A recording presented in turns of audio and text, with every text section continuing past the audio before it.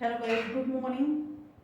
कई बार क्या होता है कि हम लोग फ्रेजल वर्ब के साथ इंग्लिश बोलते हैं तो ज़्यादा अच्छी लगती है, इफ़ेक्टिव लगती है। तो उसको फिर कैसे सीखना, उसके लिए थोड़े से चेंज वर्ड लाने पड़ते हैं। लेकिन कई बार क्या होता है, एक ही फ्रेजल वर्ब में एक ही वर्ब में एक ही जो फ्रेजल वर्ब है, ऐसा लगता है कि एक जैसा है, आउट आउट लगा है, अप लगा है, बट ऐसा नहीं होता है। कई बार सामने का वर्ब अलग है और उसके साथ में आउट आउट जुड़ा हुआ है या अप जुड़ा हुआ है, ऑन जुड़ा हुआ है, तो लेकिन उसके मीनिंग अलग अलग होते हैं। तो कैसे होते हैं, आज इसी पे हम थोड़ा सा काम करेंगे, है ना।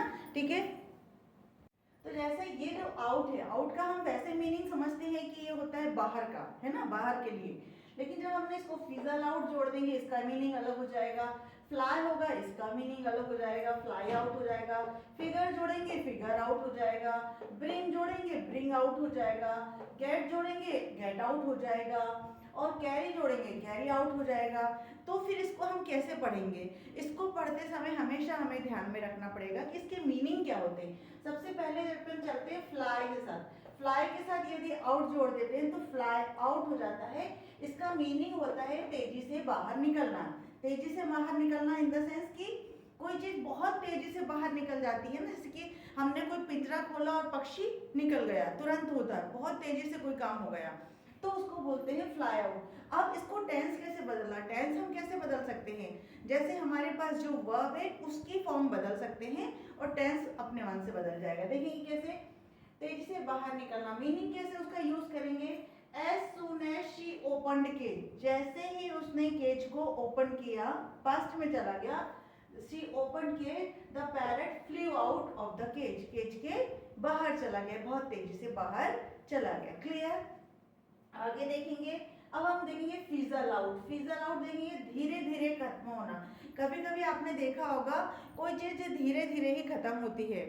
इट मीन्स कि अगर मैंने बोला कि भाई मेरे को पहले तो बहुत शौक था, अब धीरे धीरे मेरा वो शौक खत्म हो रहा है, निराशावादी तरफ में जा रहा है।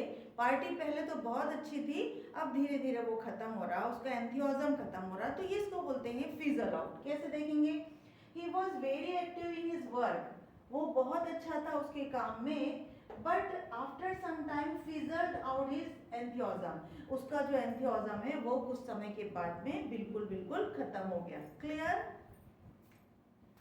क्या हुआ, अब अपन फिगर आउट ले लेते। फिगर आउट का मतलब होता है समझना, जैसे कि बोलते हैं ना आई अंडरस्टैंड, मैं समझती हूँ। तो सबसे पहले अपन बोलते हैं अजय पहले आप समझ लो, उसके बाद में कोई काम करो। तो पहले आप कोई चीज को समझ लो, इसका मतलब क्या हुआ, फिगर आउट करो। पहले आप, जैसे मान लो सपोज आप इंग्लिश पढ़ना सीख रहे हैं, तो पहले आप प्रॉब्लम तो समझो कि आप कहाँ आ रही है, आप स्पीकिंग में आ रही है, रीडिंग में आ रही है, कहाँ प्रॉब्लम आई। तो first figure out and then after do this work, अब उसके बाद में ये काम करो। तो उसको हम कैसे करेंगे, first figure out your problem, then do work, ऐसे ही काम करो, या फिर कर को ऑन इट, इस पर कोई काम करो, इस प्रकार से हमको इस्तेमाल करना। लेकिन अगर हमने ब्रिंग के साथ ले लिया है, तो ब्रिंग के साथ आउट में क्या मतलब, किसी चीज का प्रदर्शन करना। और हाँ, एक और ध्यान रखना है कि एक ही फ्रेजल वर्ब के मीनिंग कई बार अलग अलग हो सकते हैं। तो यहाँ इसका मीनिंग हो रहा है किसी चीज का प्रदर्शन करना या बाहर निकलना। अपन देखते हैं कई बार किसी की स्किल बहुत अच्छे, हमको लगता है कि बहुत सिंपल है, लेकिन कभी कभी वो बोलता बहुत अच्छा, तो उसकी स्किल बाहर निकल जाती है। अपन ने कोरोना के समय देखा, बहुत सारे लोगों की अपनी अपनी स्किल सामने आई और उन्होंने अपना बिजनेस शुरू किया और आगे बढ़ते चले गए, है ना। तो इसको बोलते हैं कि ब्रिंग आउट, अपने या तो कोई ऐसी चीज का प्रदर्शन करना या बाहर निकालना। तो इसको हम कैसे यूज करेंगे, during corona people brought out their different skills, इसके डिफरेंट डिफरेंट टाइप की स्किल को उन्होंने बाहर निकाला। नेक्स्ट देखते हैं गेट आउट। गेट आउट तो अपन ने बहुत ज्यादा सुना होगा, जब भी हमने कोई चीज बहुत गुस्से में हम बोलते हैं ना, बाहर निकल जाओ, गेट आउट, बाहर फ्रॉम ईयर, तो वहां पे हम इसका यूज करते हैं। तो गेट आउट फ्रॉम ईयर, यहाँ से निकल जाओ।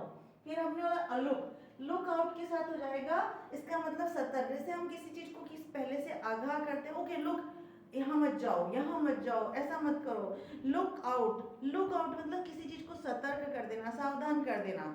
यूज कैसे करेंगे इंग्लिश में, look out, look out there is a hole, यहाँ पे कोई होल है, यहाँ पे कोई होल है, देयर इज अ स्नेक, यहाँ पे सांप है, ऐसा कुछ भी अपन सतर्क करते हैं सामने वाले को।